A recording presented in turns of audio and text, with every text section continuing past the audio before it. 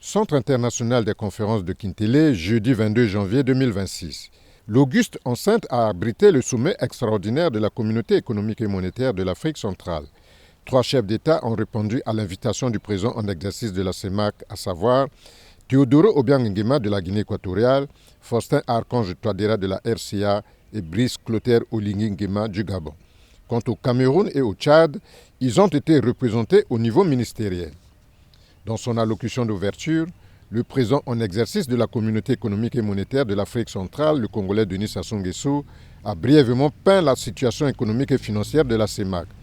Il en ressort que cette situation suscite de l'optimisme en dépit de la morosité de l'économie mondiale qui impacte la sous-région. Aujourd'hui, nos économies enregistrent une croissance positive.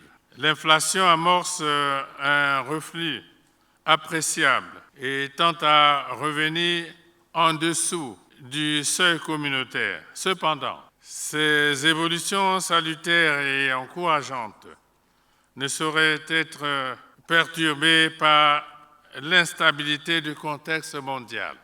Le présent sommet nous offre l'opportunité de faire un point d'étape lucide et responsable sur l'application des décisions que nous avons prises lors de nos précédentes sessions extraordinaires de 2016, 2021 et 2024. Ce résultat que salue le président en exercice de la CEMAC n'est pas le fruit du hasard.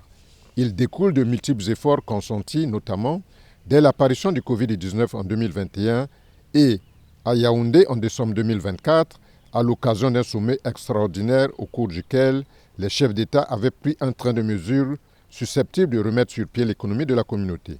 Dans la poursuite des efforts précités, Denis Sassou Nguesso a lancé un appel à l'endroit des partenaires financiers internationaux à soutenir la dynamique communautaire. Aussi, nous incombe-t-il de réaffirmer notre volonté de mettre résolument en œuvre les recommandations qui seront issues des présents travaux. Enfin, j'en appelle à un engagement et un accompagnement plus efficace des institutions financières internationales et de nos partenaires bilatéraux en soutien à nos efforts de développement.